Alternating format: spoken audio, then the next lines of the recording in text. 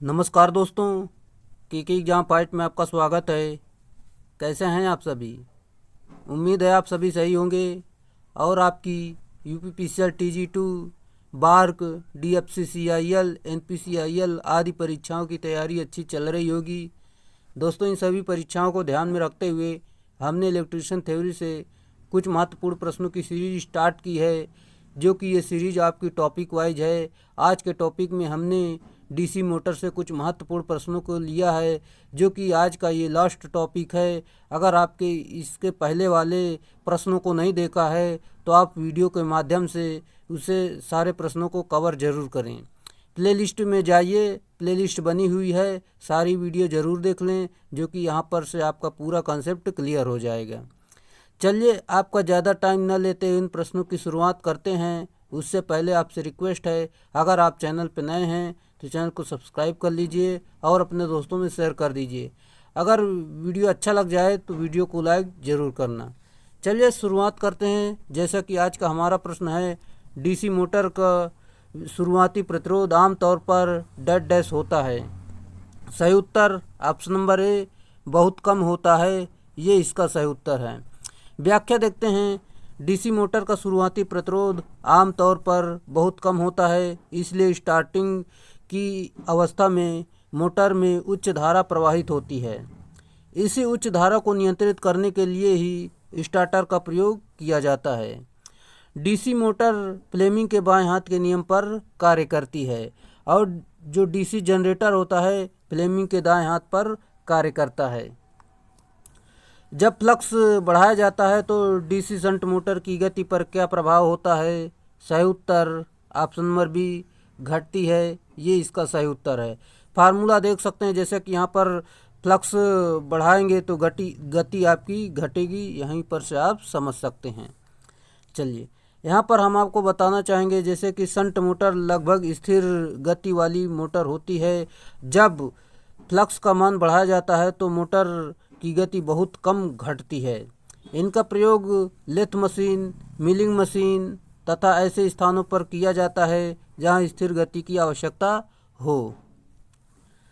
अगला है, स्थिर इलेक्ट्रिक मोटर के पोल फेस और आर्मेचर के बीच वायु का अंतराल कम से कम क्यों रखा जाता है? Right answer option number B, प्रबल चुंबकीय क्षेत्र पाने के लिए। ये इसका सही उत्तर है। व्याख्या देखते हैं। पोल फेज अर्थात स्टेटर और आर्मेचर के बीच यदि वायु अंतराल अधिक होगा तो पोल फेज से उत्पन्न फ्लक्स आर्मेचर तक बहुत कम पहुंच पाएगा, जिससे चुंबकीय क्षेत्र कमज़ोर हो जाता है। अर्थात वायु अंतराल अधिक होने पर रिलक्टेंस का मान बढ़ जाता है। रिलक्टेंस का मान कम करने के लिए वायु अंतराल को कम रखा जाता है।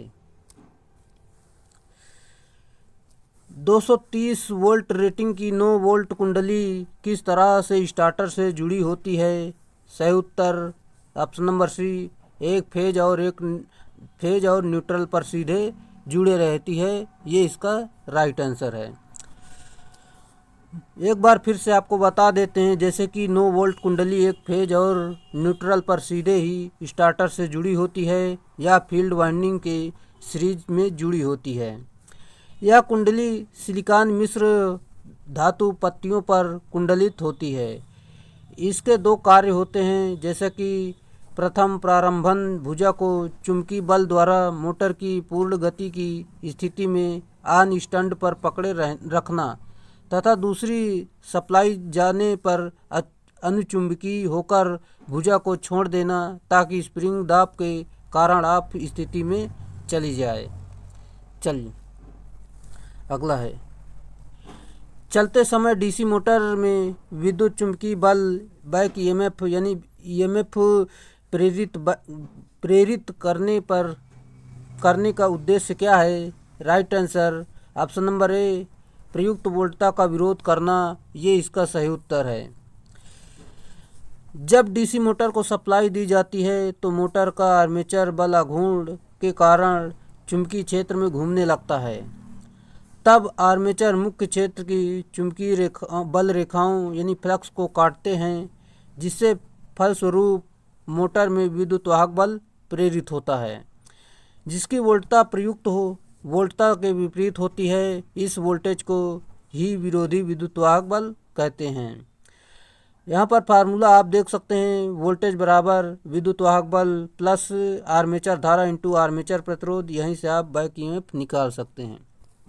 अगला है, इंटरपोल को उपयोग करने का उद्देश्य क्या है? सही उत्तर ऑप्शन नंबर बी, कम्यूटेटर पर स्पार्किंग कम करना। ये इसका राइट आंसर है।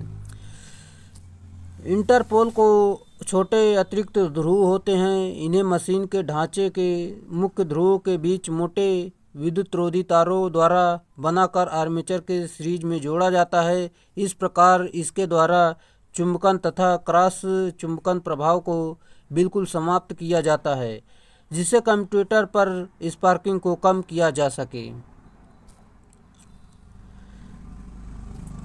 यदि किसी डीसी सीरीज मोटर के आर्मेचर की धारा 50% कम कर दी जाती है तो उस मोटर का बला घूर डैश डैश हो जाएगा।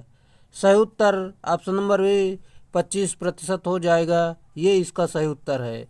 जैसा कि यहाँ पर हम देखते हैं, बला घूर बराबर फार्मूला होता है बला घूर प्रोपोर्शनल फाई यानी फ्लक्स इंटू आर्मेचर धारा होता है, जबकि फ्लक्स आपका फ्लक्स प्रोपोर्शनल आर्मेचर धारा और बलाघूर्ण प्रोपोर्शनल आई स्क्वायर धारा आर्मेचर धारा के आई स्क्वायर होता है, जो कि सीरीज मोटर के लिए ये प्रयोग होता है। यदि आर्मेचर धारा 50% कम कर दी जाए तो बलाघूर्ण देख सकते हैं यहाँ पर आपकी 25% कम हो जाएगी। 5 HP यानी 5 हॉर्स पावर और 230 volt DC shunt motor armature प्रतिरोध 0.2 ओम है। स्टार्टर के बिना धारा डैश डैश है। सिंपल सा फार्मूला है, V बराबर आई आर। आई हमें निकालना, I बराबर V अपान आर। फार्मूले पर मान रखेंगे तो आपका मान जो निकल कर आ जाएगा option number B 1150 ampere right answer है। किसी डीसी सीरीज मोटर के सामान्य परिचालन के दौरान यदि फील्ड वाइंडिंग अचानक खुले परिपथ की हो जाती है तो मोटर क्या होगी? राइट आंसर नहीं चलेगी। ये इसका सही उत्तर है। जैसा कि फार्मूला के माध्यम से देख सकते हैं, यहाँ पर हम आपको बताना चाहेंगे, जब फील्ड वाइंडिंग खुले परिपथ की हो जाती है तो आर्मेचर में कोई धारा प्रवाहित नहीं होती है, जिसके कारण कोई ईएमएफ नहीं उत्पन्न होगा और सीधे गति के समानुपाती होता है और मोटर कभी भी स्टार्ट नहीं होगी। डीसी मोटर में कुंडलन के माध्यम से कॉपर हानि डैश डैश के अनुपातिक होती है। सही उत्तर ऑप्शन नंबर सी, धारा के वर्ग के समानुपाती होती है। ये इसका सही उत्तर है।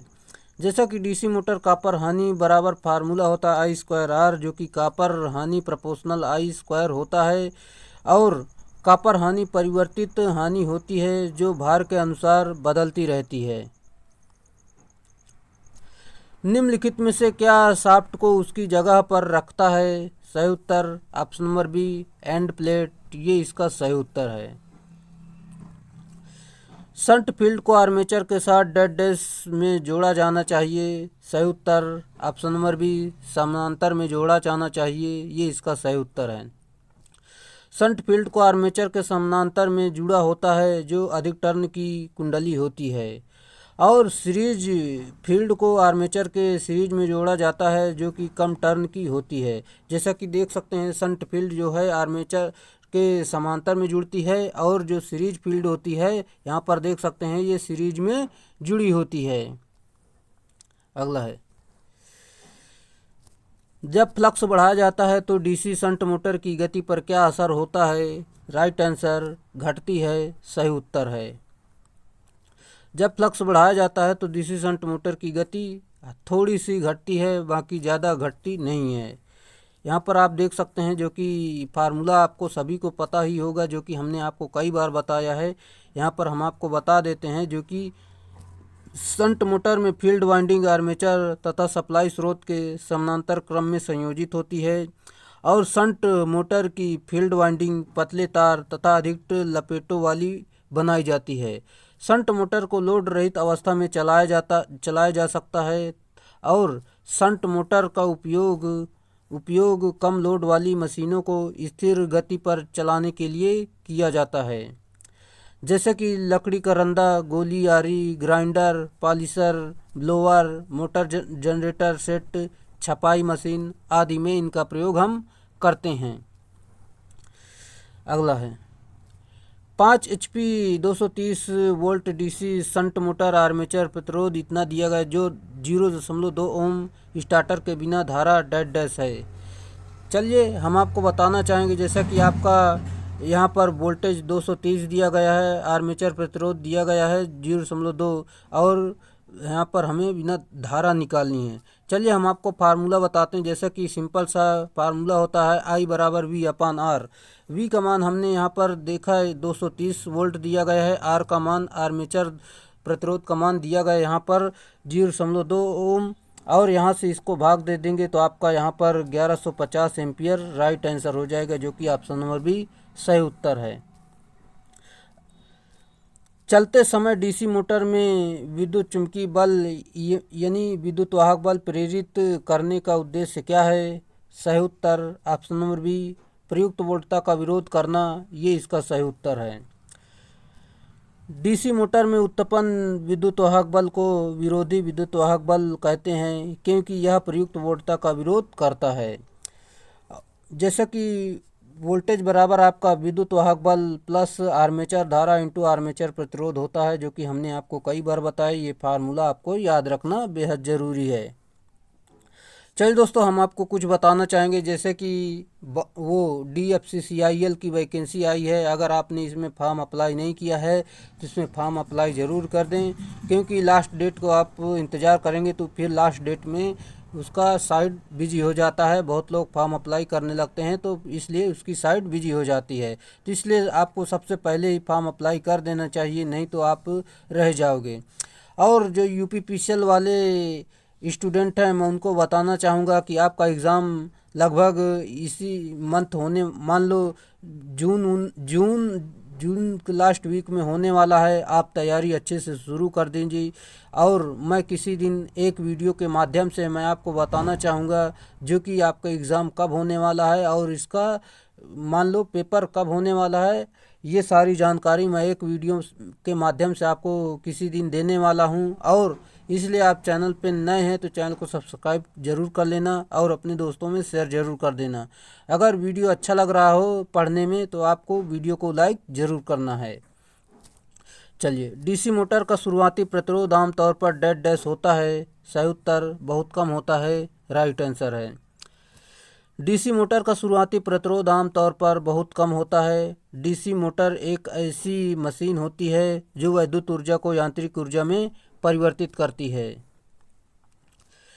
यदि किसी डीसी सीरीज मोटर के आर्मेचर की धारा 50% कम कर दी जाती है तो उस मोटर का बला घोट डैश डैश हो जाएगा।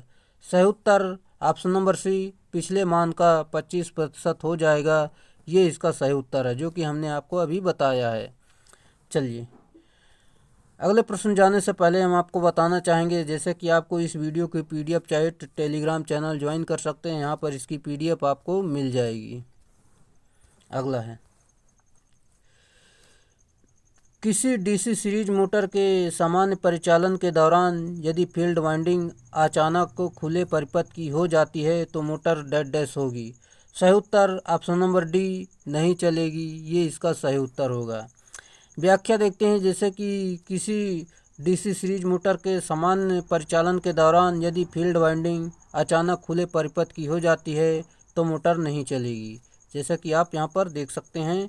और यहाँ पर हम आपको बताना चाहेंगे, डीसी सीरीज मोटर का श्रेणी यानी सीरीज क्षेत्र मोटे विद्युत रोधी तार के कम टर्न का होता है और आर्मेचर के सीरीज में जुड़ा होता है।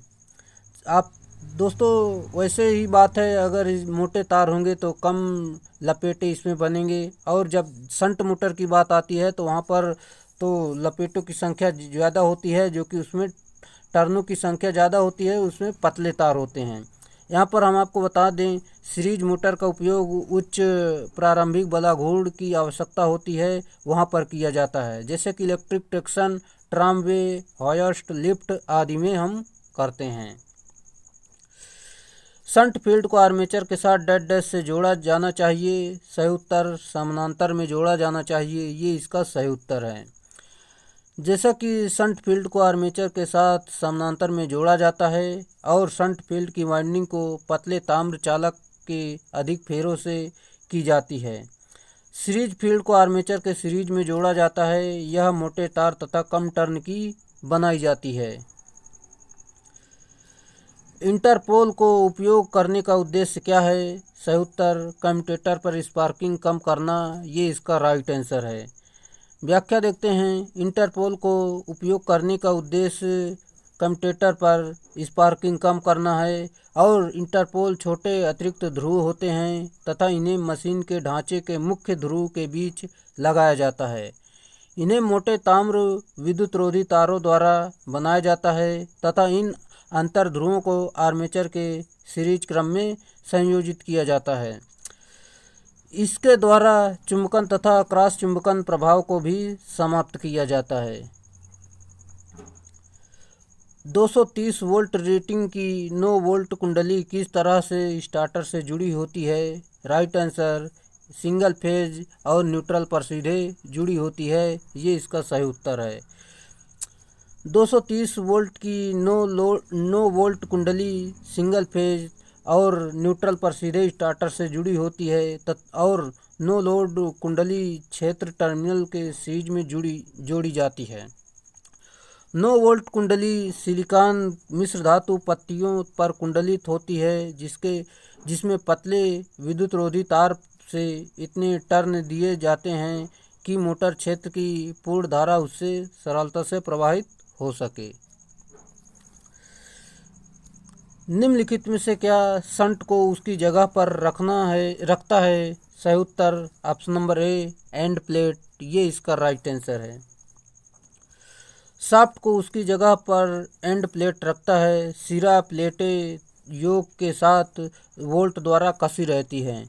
इनका कार्य आर्मेचर के भार को वहन करना तथा आर्मेचर को ध्रुवों से समान दूरी पर रखना है। सिरल प्लेटों में बेयरिंग होते हैं जिनमें आर्मेचर शाफ्ट घूमती है। बेयरिंग जो है स्लीव प्रारूपी यानी स्लीव टाइप या बॉल बेयरिंग प्रारूपी हो सकते हैं। अगला है 230 वोल्ट वाले 6 HP शॉर्ट की गई शंट कंपाउंड मोटर 1 ओम का एक आर्मेचर प्रतिरोध और 1 ओम का सीरीज फील्ड प्रतिरोध और 220 वोल्ट का शंट फील्ड प्रतिरोध लगा है। यह 17 एम्पियर का फुल लोड करंट लेती है। शंट फील्ड करंट कितना होगा? चलिए हम आपको हल करके बताना चाहेंगे। जैसे कि दोस्तों यहाँ पर फील्ड दिया गया है और यहाँ पर आर्मेचर प्रतिरोध दिया गया, सीरीज धारा दी गई है और शंट धारा दी गई, शंट प्रतिरोध सॉरी दोस्तों सीरीज प्रतिरोध और शंट प्रतिरोध और लोड धारा दी गई है। सीरीज धारा यहाँ पर हमें निकालना है। जैसे कि सीरीज और लोड धारा दोनों बराबर होती हैं। फार्मूला पहले हम ये वाला लगाएंगे, वोल्टेज जो कि शंट का निकालेंगे। जैसे कि यहाँ पर आपका फार्मूला होता है वोल्टेज माइनस वो सीरीज धारा इंटू सीरीज प्रतिरोध। यहाँ पर पूरा मान यहाँ पर रख देंगे। यहाँ पर जो कि दिया गया है यहाँ पर मान रखेंगे तो आपका शंट वोल्टेज आपका 203 वोल्ट आ जाएगा। फिर आगे चलते हैं। जैसे कि शंट धारा निकालने के लिए फार्मूला होता वोल्टेज शंट वोल्टेज अपान शंट प्रतिरोध, जो कि हमने शंट वोल्टेज निकाल लिया 203 और शंट प्रतिरोध 220 था, जो कि यहाँ से इसको भाग दे देंगे तो आपका यहाँ पर शंट धारा आपकी आ जाएगी 0.925 एम्पियर। राइट आंसर होगा, जो कि ऑप्शन नंबर डी सही उत्तर है। अगला प्रश्न आपका दिया गया है, जो कि यहाँ पर देख सकते हैं। डीसी शंट मोटर की गति को फील्ड के माध्यम से नियंत्रित किया जाना चाहिए। ऐसी स्थिति में सबसे उपयुक्त स्टार्टर कौन सा है? सही उत्तर आपको सभी को पता होगा, जो कि डीसी शंट मोटर जो कि 3 पॉइंट स्टार्टर इसके लिए उपयुक्त होता है। ये इसका सही उत्तर है। 2 पॉइंट स्टार्टर का प्रयोग हम सीरीज मोटर में करते हैं और 4 पॉइंट स्टार्टर का प्रयोग मुख्यतः हम कंपाउंड मोटर में करते हैं और ड्यूल स्टार्टर का प्रयोग हम इसमें 5 HP तक की मोटरों में किया जाता है। ये सारी जानकारी आपको पता होनी चाहिए। हम आपको एक बार फिर से बताना चाहेंगे, जैसे कि डीसी शंट मोटर लगभग समान गति पर चलती है। शंट मोटर की गति को फील्ड के माध्यम से नियंत्रित किया जाना चाहिए।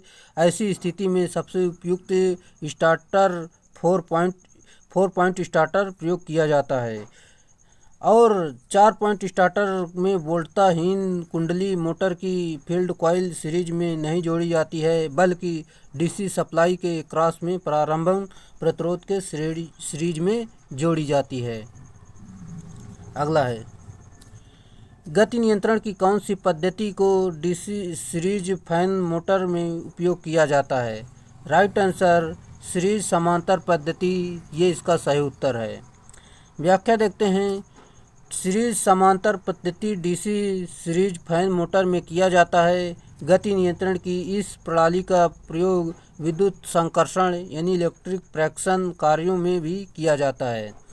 निम्न गति प्राप्त करने के लिए सीरीज क्षेत्रों को सीरीज क्रम में संयोजित किया जाता है, जबकि उच्च गति प्राप्त करने के लिए सीरीज क्षेत्रों को समानांतर में संयोजित किया जाता है। यहाँ पर आप देख सकते हैं समांतर क्रम में टार्क जो होता है, टार्क प्रोपोर्शनल वो धारा स्क्वायर अपान 4 होता है, जो कि सीरीज क्रम में टार्क यहाँ पर देख सकते हैं। आज के लिए हमने इतने ही प्रश्नों को लिया था, जो कि आज से ये प्रश्न पूरे कंप्लीट होते हैं, जो कि इतने ही प्रश्न थे यूथ कंपटीशन के बुक में, जो कि आपके डीसी मोटर्स का चैप्टर ख़त्म हो चुका है। कल से हम नया चैप्टर चालू करेंगे। और दोस्तों, अगर आप चैनल पर नए हैं तो चैनल को सब्सक्राइब ज़रूर कर लेना, अपने दोस्तों में शेयर ज़रूर कर देना। अगर वीडियो अच्छी लगी हो तो वीडियो को लाइक ज़रूर कर देना।